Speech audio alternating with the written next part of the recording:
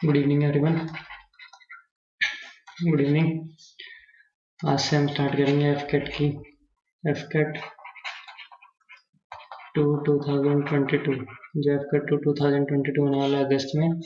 इसके लिए हम आज से क्लासेस स्टार्ट करेंगे। इसके लिए जो हमारी अप्रोच रहेगी कि हम क्वेश्चंस करेंगे, इसके जो प्रीवियस ईयर क्वेश्चंस हैं और जो इम्पोर्टेंट क्वेश्चन है और उससे रिलेटेड जितने भी फैक्ट्स होंगे वो हम कवर करेंगे।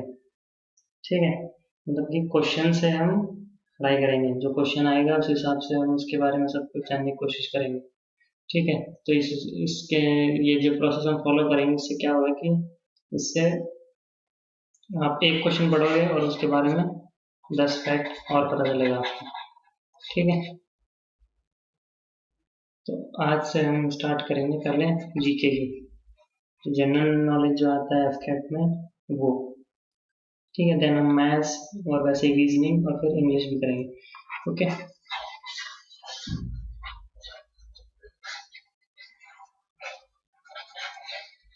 तो जो पहला जो क्वेश्चन हमारा वो ये है कि which part of Indian constitution deals with the panchayat. कौन सा पार्ट कॉन्स्टिट्यूशन का डील करता है पंचायत से। ठीक है, कॉन्स्टिट्यूशन आपको पता ही है कि ये क्या होती है। ये एक बुक होती है, ये एक बुक होती है जिसमें क्या लिखा होता है, बहुत सारे लॉज ऑफ कंट्री। ठीक है, इसमें सारे रूल्स एंड रेगुलेशंस लिखे रहते हैं और कॉन्स्टिट्यूशन में पार्ट्स होते हैं बहुत सारे। जैसे कि एक बुक में क्या होते हैं, इंडेक्स होती है ना स्टार्टिंग में, वैसे ही बहुत सारे क्या है इसमें पार्ट्स होते हैं।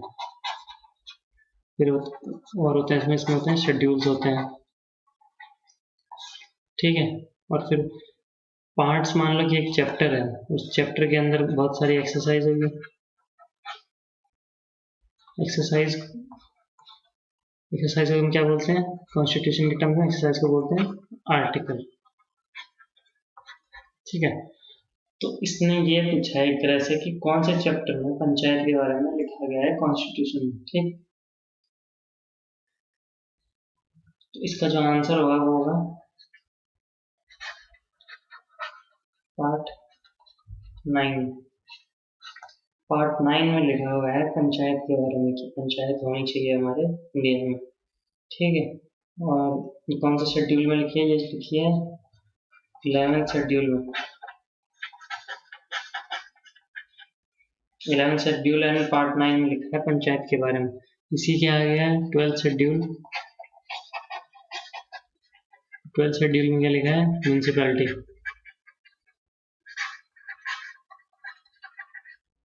ठीक है, सबसे पहले जब म्यूनिसिपैलिटी बनी थी वो बनी थी मद्रास। ठीक, ये कौन से अमेंडमेंट से हुआ था, ये वाला हुआ था 74th अमेंडमेंट से। अमेंडमेंट पता है कि कोई मान लो कि एडिशन ऑफ न्यू लॉ या removal of any law is known as amendment. 74 amendment में आया था 12th शेड्यूल और 73rd अमेंडमेंट में आया था 11th शेड्यूल। ओके, ये हो जाएगा। इससे रिलेटेड हम कुछ और पार्ट्स भी देख लेते हैं। जो पहला पार्ट है हमारा वो है, उसमें क्या स्टेट है, the union and state. State और यूनियन की बात है, जिसमें सारे स्टेट और यूनियंस की बात हो रखी है। सेकंड पार्ट में क्या है, सेकंड पार्ट में है सिटीजनशिप। कोई कैसे इंडिया की सिटीजनशिप ले सकता है, ये पार्ट 2 में लिखा है। थर्ड में क्या लिखा है, फंडामेंटल राइट्स।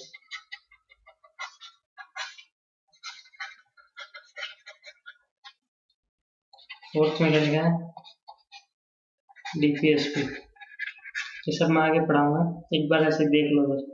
फिर 4A भी है। 4A में क्या लिखा है, फंडामेंटल ड्यूटीज।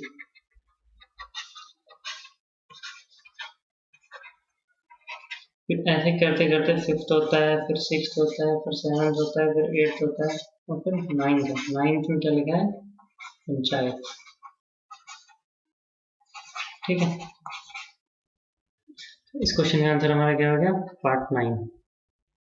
चलते हैं नेक्स्ट क्वेश्चन पे। नेक्स्ट क्वेश्चन क्या है? नेक्स्ट क्वेश्चन कह रहा है कि what is the venue of 2027 ICC ODI world cup. 2027 में आईसीसी ओडीआई वर्ल्ड कप होने वाला है, वो कहाँ होने वाला है? ठीक है, इस क्वेश्चन में करने से पहले हम जान लेते हैं कि आईसीसी क्या होता है। आईसीसी क्या है? हमारी आईसीसी एक रेगुलेटिंग बॉडी है जो मैचेस वगैरह करवाती है, कौन कहाँ क्या होगा ये सब डिसाइड करती है। ठीक है, इसका हेडक्वार्टर कहाँ है? इसका हेडक्वार्टर है दुबई में। ठीक है, इंपॉर्टेंट है ये, हेडक्वार्टर आईसीसी के कहाँ है? दुबई में है। ठीक, अब आईसीसी क्या है कि आईसीसी ने अभी कुछ टूर्नामेंट्स के बारे में इंफॉर्मेशन दी है। ठीक है, मेल टूर्नामेंट्स के बारे में।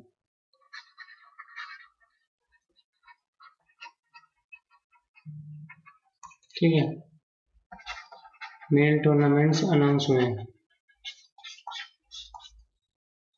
क्या क्या है टूर्नामेंट्स?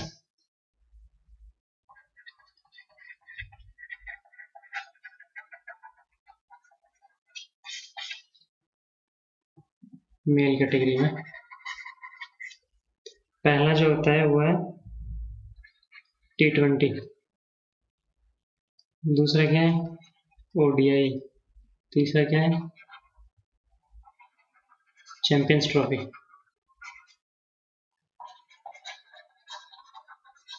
ठीक है, T20 हमारा होने वाला है 2022 में। T20 हर 2 साल में होता है। 2022 में अभी जो होने वाला अक्टूबर में, वो होने वाला है ऑस्ट्रेलिया में। ठीक है, फिर 2024 में कहाँ होगा? ये होगा USA plus West Indies.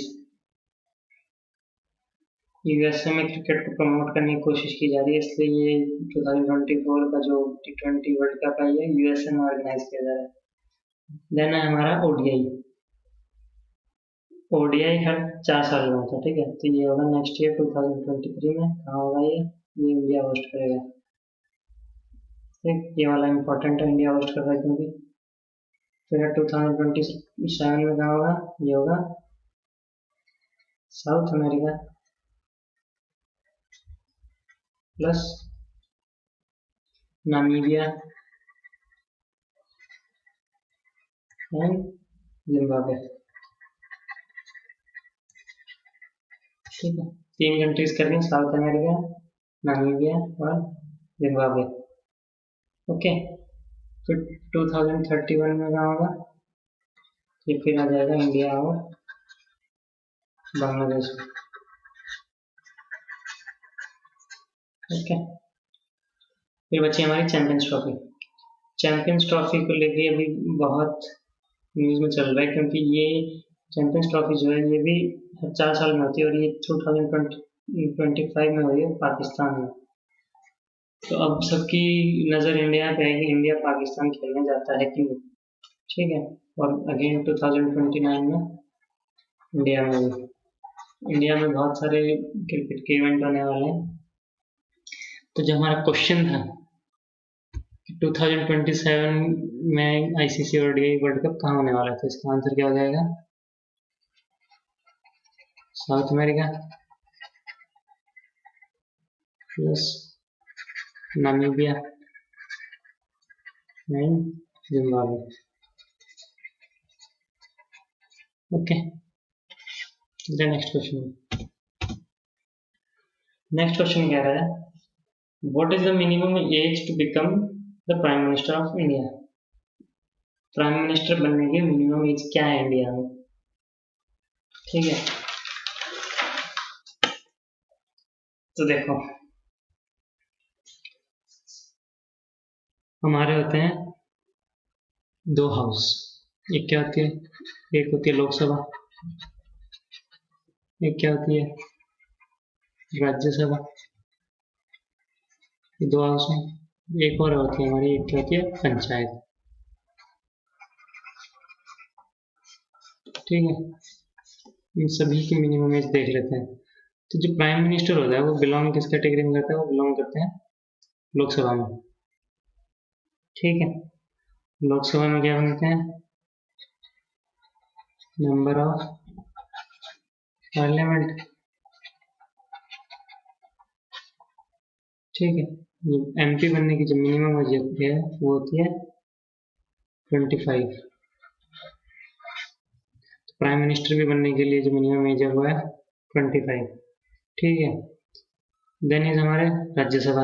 Rajya Sabha में के मेंबर बनने के लिए जो मिनिमम एज है वो है 30 ईयर्स। ओके। पंचायत में का मेंबर बनने के लिए जो मिनिमम एज है वो है 21 ईयर्स। ठीक है। फिर हमारे आ जाते हैं स्टेट में। स्टेट में भी 2 हाउसेस होते हैं, सब में नहीं आते, किसी किसी स्टेट में 2 हाउसेस होते हैं। तो जो पहला हाउस होता है जो सब में होता है वो होता है लेजिस्लेटिव असेंबली, जो लोअर हाउस होता है, पीपल्स हाउस। ठीक है। लेजिस्लेटिव असेंबली का जो मिनिमम एज होती है वो होती है 25 ईयर्स। और एक होती है हमारी लेजिस्लेटिव काउंसिल।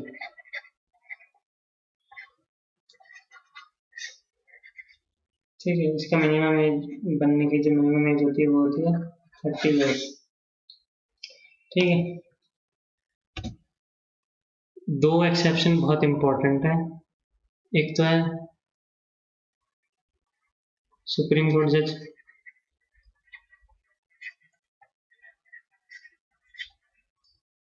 और एक है हाई कोर्ट के जज।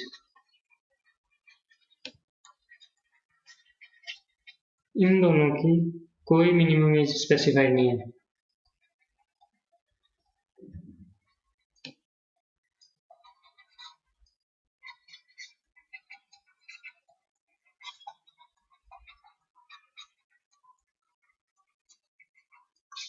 ठीक है। कॉन्स्टिट्यूशन में सुप्रीम कोर्ट के जज और हाई कोर्ट के जज बनने की कोई मिनिमम एज डिफाइंड नहीं है। ठीक है। चलते हैं नेक्स्ट क्वेश्चन में। नेक्स्ट क्वेश्चन क्या कह रहा है? नेक्स्ट क्वेश्चन कह रहा है कि bogey related to which sports. Sports की जो टर्म्स होती हैं वो बहुत इंपॉर्टेंट होती है, वो एब्स्ट्रैक्ट पूछता है, कोई ना एक में एक स्पोर्ट्स की टर्म वो जरूर पूछेगा। तो इसका जो आंसर है वो होगा गोल्फ। गोल्फ में होता है बोगी, जिससे वो जो गाड़ी जैसी रहती है उससे जम जाते हैं, उसको हम बोगी बोलते हैं। ठीक है। गोल्फ के कुछ और टर्म्स भी देख लेते हैं। एक टर्म है स्टैमिक, एक है पुट, एक है कैडी, एक टी। ठीक है। ये सब गोल्फ की टर्म्स है, स्टाइमिक, पुट, कैडी और टी। आज हम एक और स्पोर्ट्स देख लेते हैं। धीरे धीरे हम सारे स्पोर्ट्स कर लेंगे, आज 2 कर लेते हैं, गोल्फ और बिलियर्ड्स कर लेते हैं। ठीक है। बिलियर्ड्स में क्या क्या होता है? बिलियर्ड्स में होता है जिगर, क्यू और कैनन। ठीक है। जिगर, क्यू और कैनन ये होती है बिलियर्ड्स में। ओके। नेक्स्ट क्वेश्चन है हमारा, who was the founder of Gupta dynasty? Gupta dynasty के फाउंडर कौन थे? ये रिसेंटली न्यूज में थे।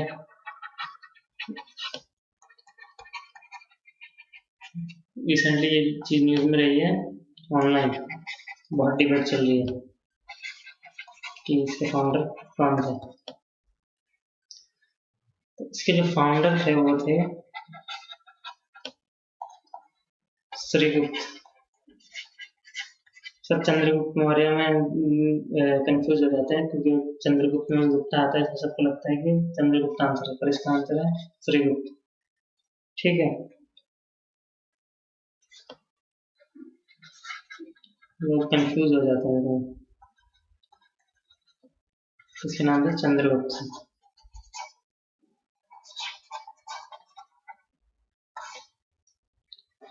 ठीक है। इससे रिलेटेड हम कुछ और डायनेस्टीज देख लेते हैं।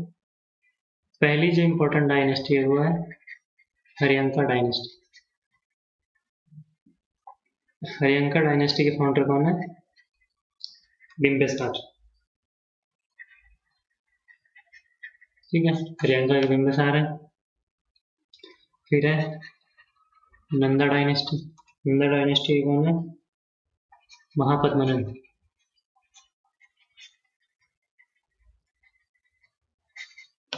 ठीक है, देन हमारे मौर्य। इसका जो आंसर है वो है चंद्रगुप्त मौर्य। ठीक है, तो लास्ट है सतवाहना। सतवाहना के कौन है? सिमुका। ठीक है, हरियंका के बिम्बिसार, नंदा के महापद्मनंद, मौर्य के चंद्रगुप्त और सतवाहना के सिमुका। ठीक है, तो क्वेश्चन था हमारा वो था, वो the founder of Gupta dynasty. Gupta dynasty के फाउंडर है हमारे श्रीगुप्त। नेक्स्ट क्वेश्चन है नथला पास इज इन। नथला पास है वो कहाँ, कौन से स्टेट में है? नथला पास रिसेंटली न्यूज में था,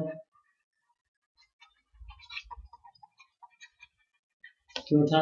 यहाँ पे राजनाथ सिंह ने कुछ किया था।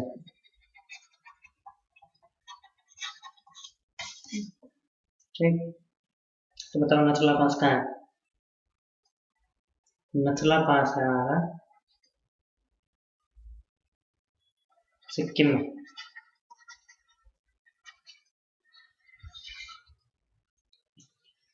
ठीक है, सिक्किम से आपको क्या याद आ रहा था?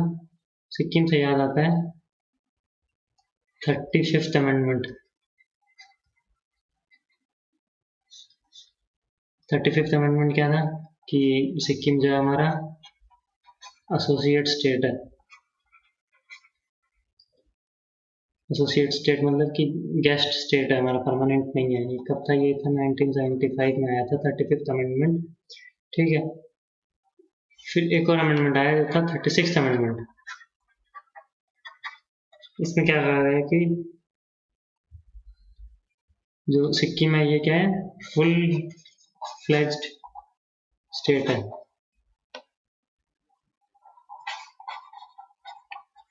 ठीक है, एक और ऐसे रिलेटेड आर्टिकल, वो है आर्टिकल 371F।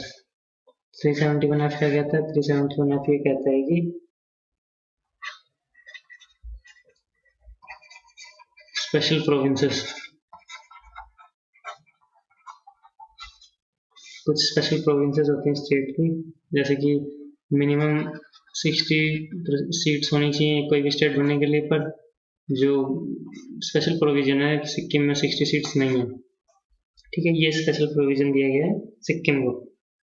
ऐसे ही 370 जैसे था ना कि वो जम्मू और कश्मीर के लिए था, ऐसे ही 371 है सिक्किम के लिए। ऐसे ही 371 बहुत सारे 371 ABCDEF ऐसे सब स्टेट्स के लिए कोई ना कोई आर्टिकल डिफाइंड है। तो जो नथला पास है हमारा वो है सिक्किम में।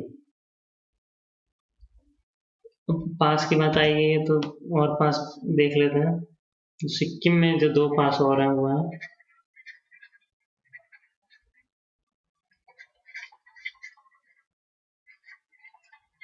जेलपला और डोंगशला।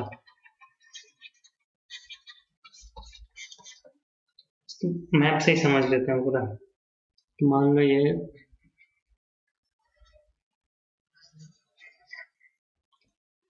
है सिक्किम। ठीक है, यहाँ पे लिखते हैं सिक्किम। सिक्किम में एक पास तो है यहाँ पे।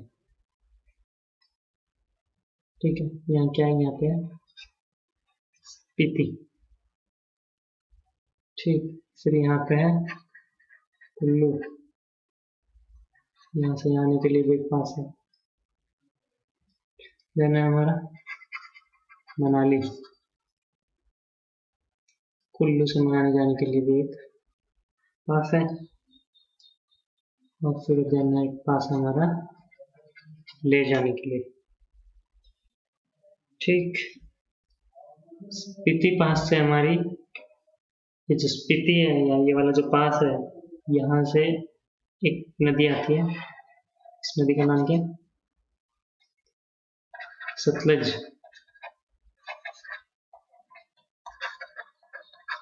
ठीक है, और इस पास का नाम क्या है? इस पास का नाम है सिरकिला।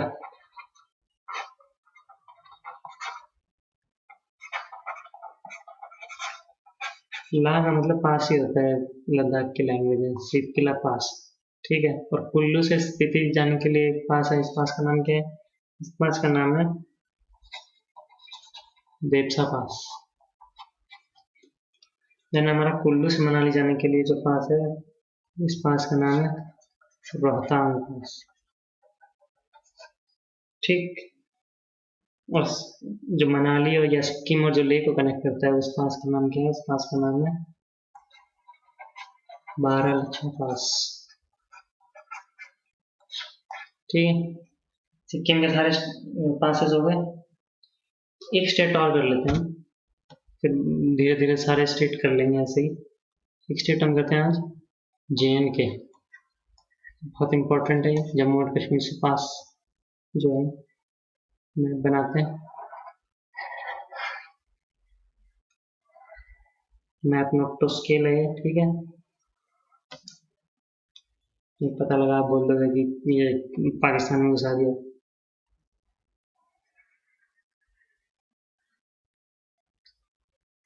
ये हमारा POK। पहला जो पास है वो है यहाँ पे, ये कहाँ है? ये जम्मू, जम्मू से श्रीनगर। ठीक है, एक यहाँ पे पास है जो POK को कनेक्ट करता है, ये बंद हो गया है। हाँ, गिलगिट से है ये, गिलगिट जगह का नाम है। ठीक है, फिर एक पास है यहाँ पे, एक यहाँ पे और एक यहाँ पे। ठीक, ये सबसे इम्पोर्टेंट यहाँ पे जो पास है लेह में। इस पास का नाम क्या है? इस पास का नाम है जोजिला। ठीक, इस पास का नाम क्या है? इस पास का नाम है हारदुंगला। ये सब पास मैंने CDS की जो क्लास कोर्स चल रहा है उसमें बताया, मैंने सारे पास बताए इंडिया के। ये वाला पास है काराकोरम, ये है गिल पास, ये वाला है मिंटिका। धीरे धीरे सब याद हो जाएंगे। ये जो POK और गिलगिट को कनेक्ट करता है, इस पास का नाम क्या है? इसका नाम है बुर्जिला। और जम्मू और कश्मीर को जम्मू और जो श्रीनगर को कनेक्ट करता है, इस पास का नाम क्या है? इस पास का नाम है बनिहाल। ठीक है, कश्मीर के सारे पास हो गए। चलते हैं नेक्स्ट क्वेश्चन पे। नेक्स्ट क्वेश्चन क्या कह रहा है कि as a non member who can participate in the proceedings of either house of parliament. ये किसी एक पर्सन की बात हो रही है जो एक नॉन मेंबर है पार्लियामेंट का, पर उसकी प्रोसीडिंग्स में पार्ट ले सकता है। पार्लियामेंट की जो प्रोसीडिंग होती है इसमें पार्ट ले सकता है। तो उस आदमी का नाम है अटॉर्नी जनरल ऑफ इंडिया। मैंने कल की CDC क्लास में पढ़ाया हुआ है। ठीक है, अटॉर्नी जनरल ऑफ इंडिया पूरा कंप्लीट उसमें पढ़ाया गया। अटॉर्नी जनरल ऑफ इंडिया ये कहाँ लिखा है? ये लिखा है आर्टिकल 76 में कि हमारे एक अटॉर्नी जनरल होने चाहिए। अटॉर्नी जनरल होता कौन है? अटॉर्नी जनरल होता है या तो ये लोकसभा में या राज्यसभा में, ये कहीं भी जाके गेस्ट बन सकते हैं। ठीक है, वहां पे बोल सकते हैं और पार्टिसिपेट कर सकते हैं।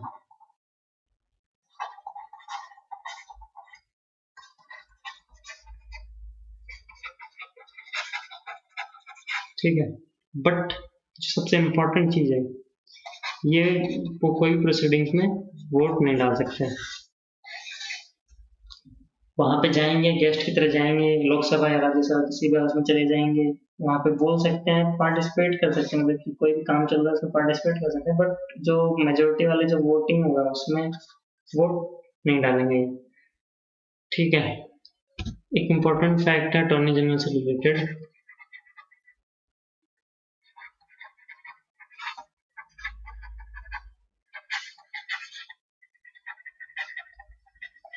इम्पोर्टेंट फैक्ट क्या है कि ये गवर्नमेंट सर्वेंट नहीं होते।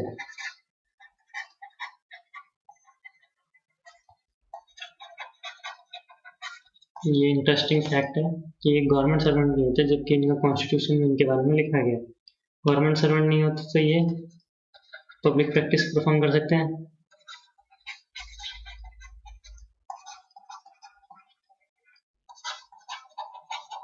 ठीक है। और इनकी जो सैलरी रहती है, सैलरी बराबर रहती है इनकी लोकसभा मेंबर के बराबर, और पावर्स भी उन्हीं के बराबर, और फैसिलिटीज भी उन्हीं के बराबर। ठीक है।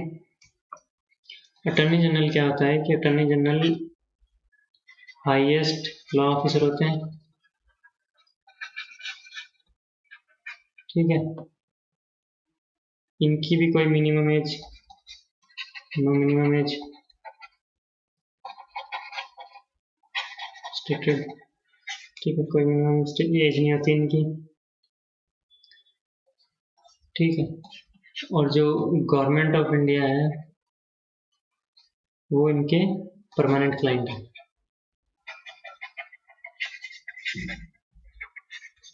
गवर्नमेंट ऑफ इंडिया इनके परमानेंट क्लाइंट है। अगर मान लो कि सुप्रीम कोर्ट या हाई कोर्ट में ये कोई केस होता है तो ये रिप्रेजेंट करेंगे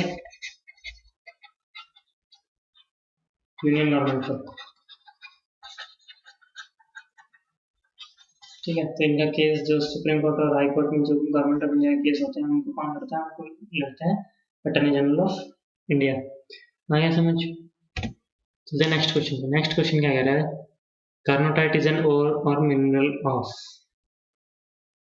कार्नेटाइट जो है वो किसका ओर या मिनरल है? पहले हम ओर और मिनरल ही देख लेते हैं।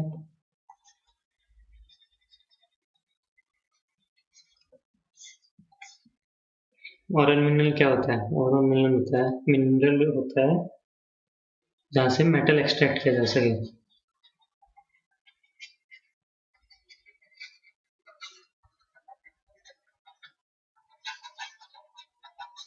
ठीक है। जिस भी चीज से मेटल एक्सट्रैक्ट किया सकते, जो मेटल जो एक्सट्रैक्ट होता है वो या तो ओर से होता है या मिनरल से होता है। मेटल क्या होता है हमारा?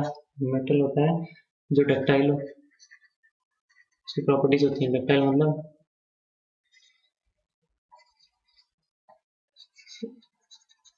वायर बनाया जा सके जिसका। ठीक है। तो मेलिएबल होता है एक प्रॉपर्टी, और ये प्रॉपर्टी क्या होती है? ये शीट्स में कन्वर्ट किया जा सकता है। मेटल को पीट पीट के शीट्स बनाई जा सकती हैं और उसके वायर भी बनाया जा सकते हैं।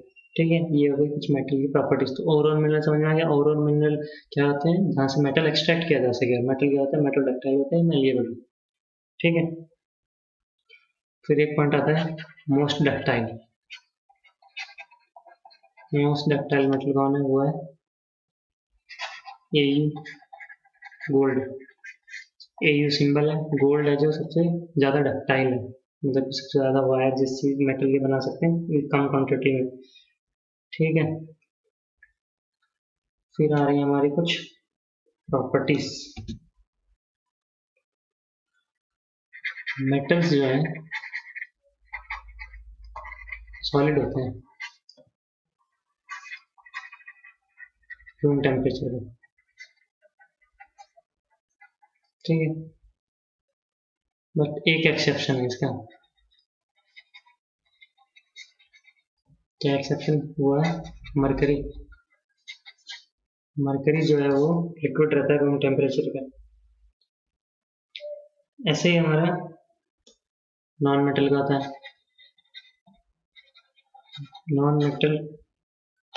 नॉन मेटल भी सॉलिड होते हैं हमारे, बट एक्सेप्शन है इसका भी। एक्सेप्शन क्या हुआ है? ब्रोमीन। ब्रोमीन लिक्विड होता है रूम टेम्परेचर में। नॉन मेटल की एक और प्रॉपर्टी होती है कि non metal are not lustrous, चमकते नहीं है वो। तो इसका भी एक्सेप्शन है। एक्सेप्शन क्या है? आयोडीन, चमकता है वो। ठीक है, तो चीजें आगे समझ में।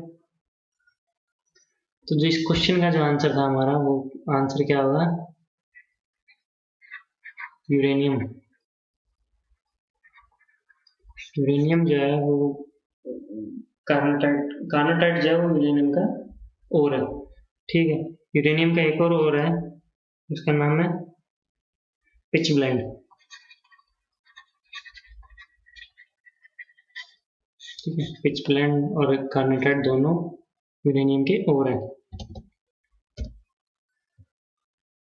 कुछ और इम्पोर्टेंट हम ओर्स देख लेते हैं।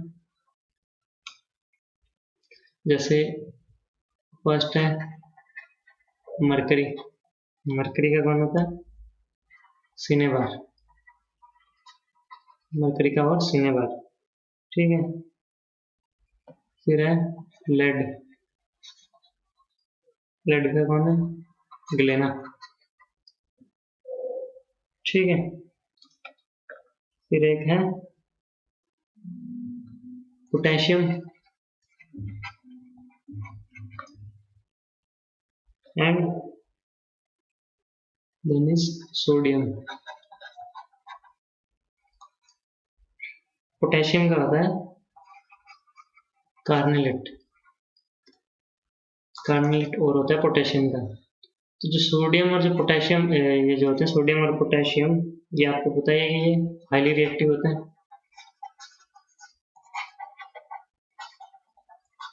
और इसीलिए इनको केरोसिन में डुबो के रखा जाता है, वरना बाहर निकालते ये दोनों रिएक्ट कर जाते हैं। ठीक है, तो ये क्वेश्चन था हमारा और से रिलेटेड। फिर एक है हमारा करंट अफेयर में, Earth Hour is organized by. Earth Hour जो है ये कौन ऑर्गेनाइज कराता है? अर्थ आर एक सिंबॉलिक चीज है।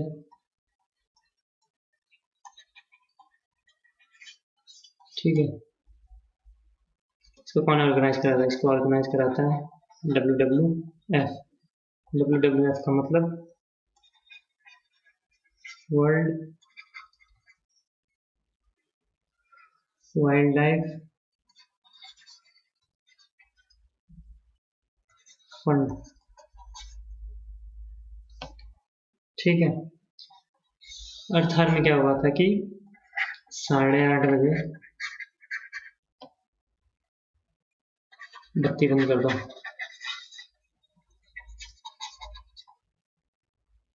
कब हुआ था ये हुआ था मार्च के लास्ट सैटरडे को। उस दिन 8:30 बजे सारी लाइट्स ऑफ कर दी गई थी। ठीक है, ये जो WWF है इसके बारे में जान लेते हैं। WWF का जो हेडक्वार्टर है वो कहाँ है? वो है ग्लैंड। ग्लैंड है स्विट्जरलैंड में। ठीक है, अर्थात जो है किसने ऑर्गेनाइज करवाया? WWF में। और WWF का जो हेडक्वार्टर है वो कहाँ है? ग्लैंड स्विट्जरलैंड में। ठीक है, नेक्स्ट क्वेश्चन है within what period the parliament has to approve financial emergency declared by the president. President ने फाइनेंशियल इमरजेंसी लगा दी, तो अब कितने टाइम के अंदर पार्लियामेंट को अप्रूव करनी पड़ेगी? ठीक है, तो इसका जो आंसर है वो है विदिन 2 मंथ्स। अगर फाइनेंशियल इमरजेंसी लग गई, प्रेसिडेंट ने लगा दी, तो 2 महीने के अंदर अंदर पार्लियामेंट को उसे पास करना पड़ेगा। फाइनेंशियल इमरजेंसी आज तक कभी लगी नहीं इंडिया में। ठीक है, इससे रिलेटेड हम आज सारी इमरजेंसीज पढ़ लेते हैं।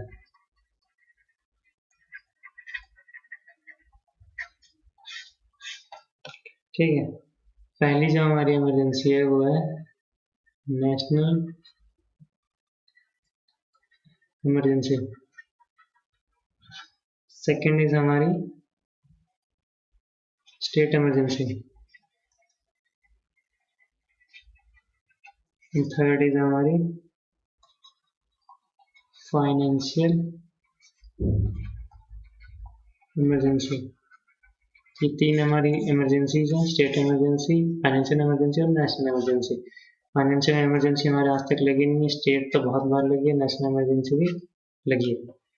ठीक है, नेशनल इमरजेंसी तीन कंडीशन में लगती है। तीन क्या क्या कंडीशन है? या तो वॉर हो गया हो, या एक्सटर्नल एग्रेशन आ रहा हो, मान लो पाकिस्तान कुछ करने की कोशिश कर रहा हो, बार बार एग्रेशन दिखा रहा हो इंडिया को, तब लगेगी। और लास्ट है आर्म्ड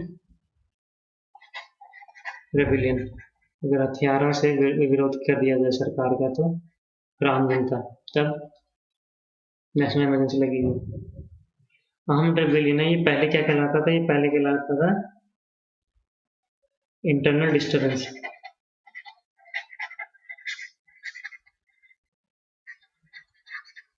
ठीक है, इंटरनल डिस्टर्बेंस को पहले आर्म्ड रेबिलियन बोलते थे। ठीक है, अब इसका नाम चेंज हो गया आर्म्ड रेबिलियन, पहले इसको इंटरनल डिस्टर्बेंस बोलते थे।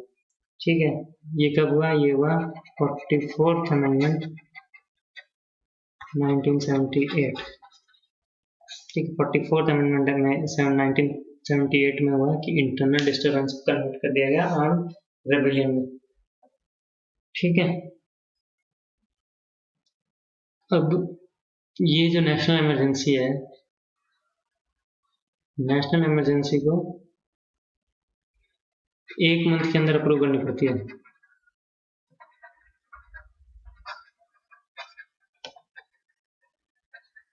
अगर प्रेसिडेंट ने पास कर दिया तो 1 महीने के अंदर अंदर पार्लियामेंट को नेशनल इमरजेंसी पास करनी पड़ेगी। ठीक है, लगातार कौन है? लगातार प्रेसिडेंट है। ठीक है, ऐसे ही इसको लगते हैं 2 मंथ, और ये 3 साल के लिए मैक्सिमम लगाई जा सकती है। और ये कितने दिन के लिए लगाई जा सकती है? और फाइनेंशियल इमरजेंसी को भी 2 मंथ्स के अंदर पास करवाना होता है, और ये भी कितने दिन के लिए लगाई जा सकती है। ठीक, तो ये थी हमारी इमरजेंसीज। तो आज हमने कर लिए हैं 10 क्वेश्चन, ऐसे ही हम रोज करेंगे, और आप, मैं गारंटी देता हूँ कि एफकेट जो है वो क्लियर हो जाएगा। ठीक है, आज के 10 क्वेश्चन आपको पता लग गया होगा कि इसमें कितने सारे फैक्ट है, इसी को आप रिवाइज करके आओगे तो ही बहुत है। ठीक है, तो आज के लिए इतना ही, थैंक यू, मिलते हैं नेक्स्ट क्लास में।